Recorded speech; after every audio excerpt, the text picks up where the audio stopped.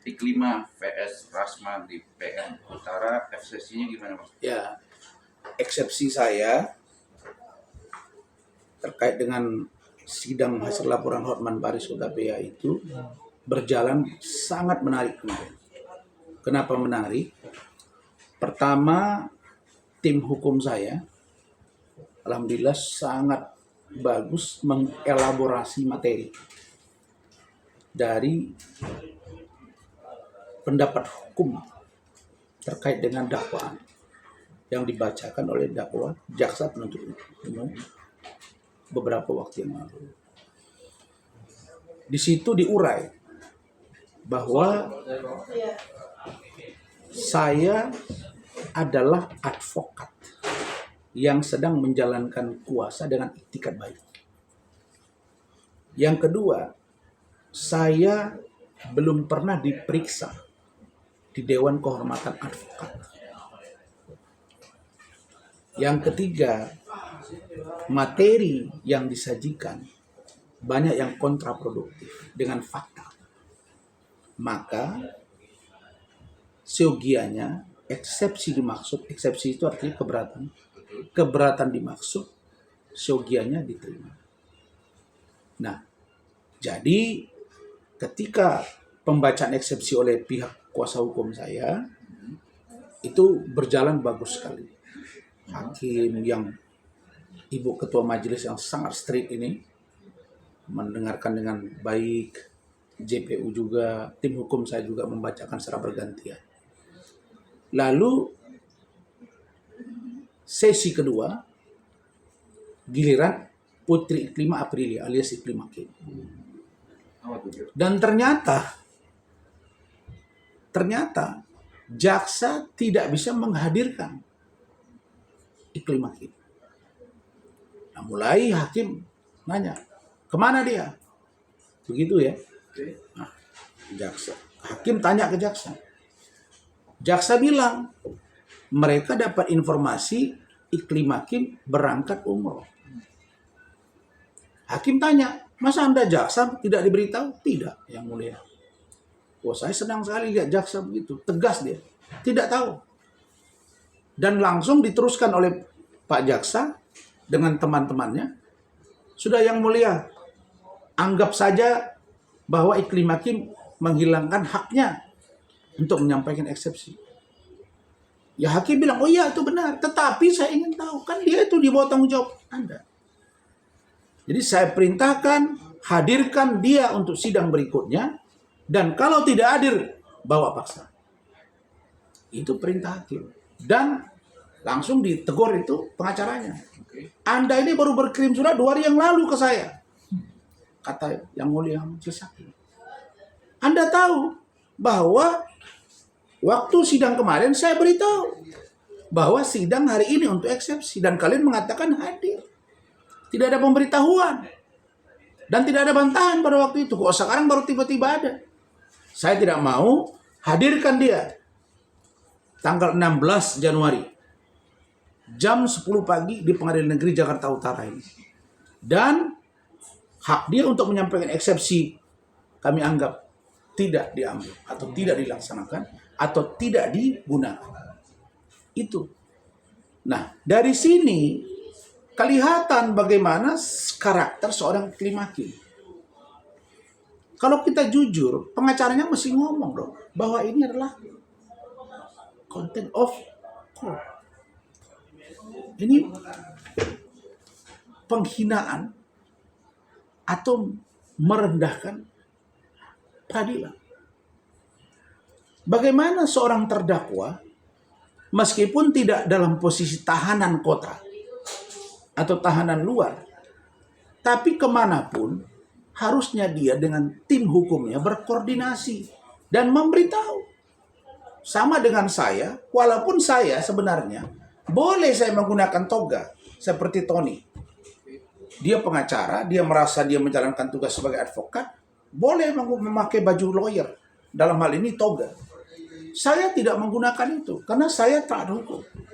Karena menurut saya bukan diukur dari pakaiannya, dari posisi dia dan bagaimana dia menjabarkan tugas fungsi dan kewenangan seorang lawyer. Dan tim hukum saya sudah melakukan itu. Tapi karena tim hukum dari Iklim Hakim ini, entah yang keberapa ini sekarang, sehingga mereka sendiri sepertinya dipermalukan oleh Iklim Hakim. Karena menurut saya kalau lawyernya itu profesional, harus mereka tahu bahwa tindakan Iklim Hakim itu melanggar, bos. Seperti saya diberitahu bahwa jawaban dari jaksa penuntut umum terhadap eksepsi kami tanggal 9 Januari 2025 pukul 10 WIB. Dia bilang, datang ya, terdakwa datang tanpa kami panggil. Iya. Nah, kecuali ada sesuatu yang luar biasa, emergensi, misalnya na'udzubillah min zalik, tiba-tiba sakit atau apa, itu lain cerita yang dapat dibuktikan dan tidak mesti juga keluar negeri gitu kan.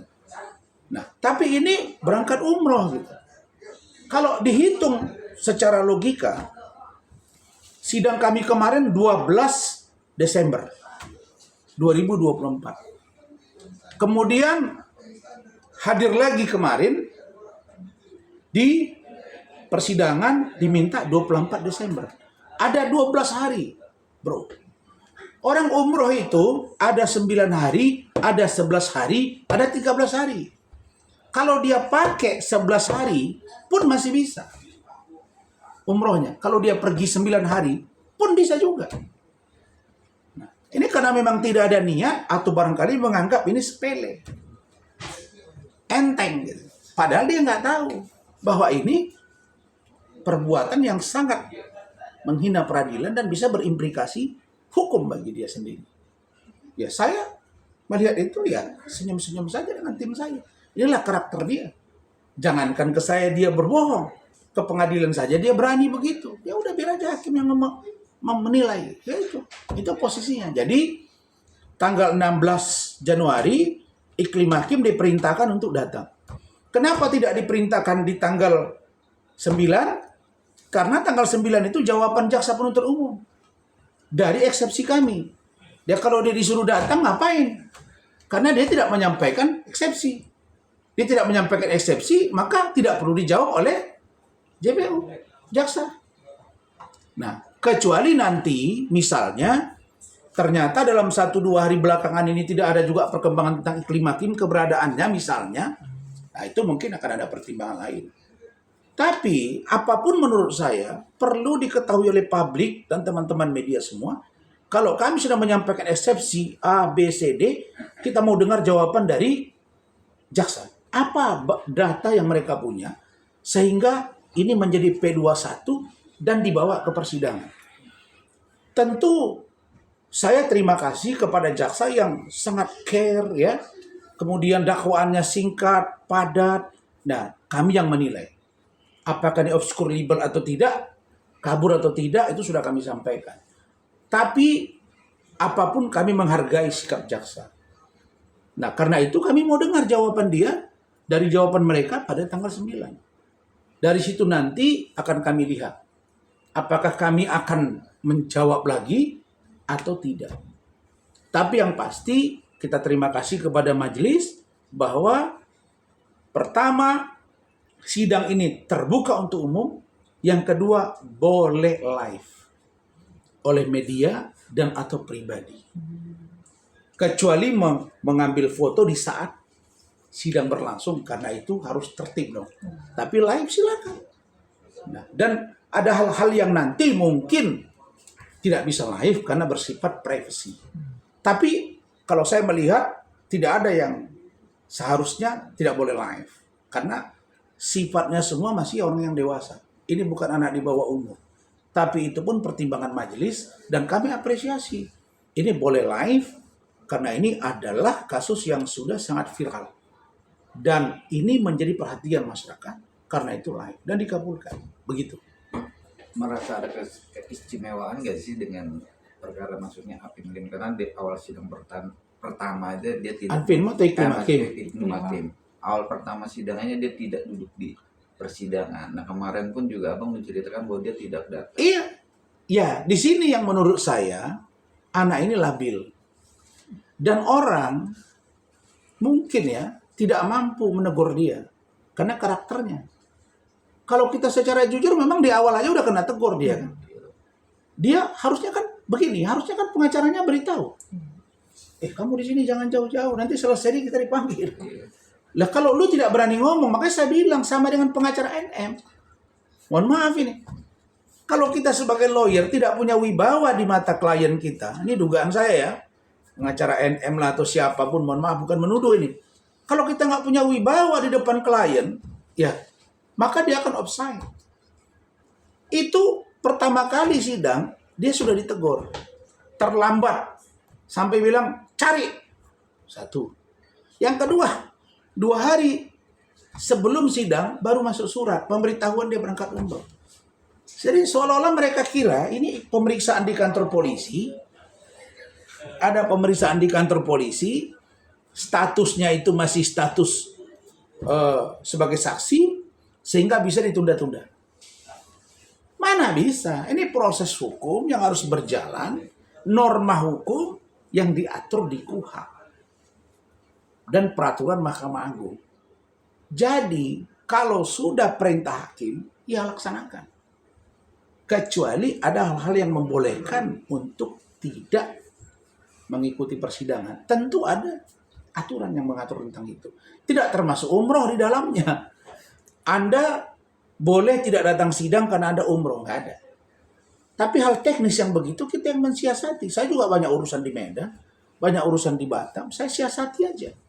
Saya siasati, saya ambil waktu sehingga tim-tim saya kami bisa bertelepon, Zoom, meeting, ya kita baru datang ya semua kolaboratif kira-kira begitu. Tapi ada nggak menit, ada titik memberatkan abang nggak sih bang? Karena dilihat dari bicara abang itu, iklim Maikum menganggap bahwa ini jatuhnya ke abang sendiri dengan perkara ini. Enggak lah. Justru menurut saya, yang bodoh itu dia. Kesempatan dia untuk eksepsi itu penting. Eksepsi itu kan keberatan kita dengan dakwah. Itu muara, seandainya na'udzubillah min zalik, nih mana tahu ya mudah-mudahan dikabulkan. Kalau tidak pun, ini adalah, kalau ibarat kita melakukan sebuah penelitian atau riset, itu judul, kemudian hipotesa kajian, kira-kira begitu ini kan. Ada hal-hal yang fundamental yang menjadi perhatian kita. Hal-hal yang fundamental ini kita lihat dari lawan debat kita misalnya, kalau di dalam sebuah perdebatan, baru kita jawab, oh ini loh. Jadi sebelum sampai ke materi yang secara utuh diulas tuntas di muka persidangan, ini hal poin penting yang akan Anda harus bisa lakukan. Ibaratnya itu ini judulnya, ini pendahuluan, ini semua ada. Lah Anda lihat gitu. Ya kalau Anda tidak mengikuti ini rugi. Nah tapi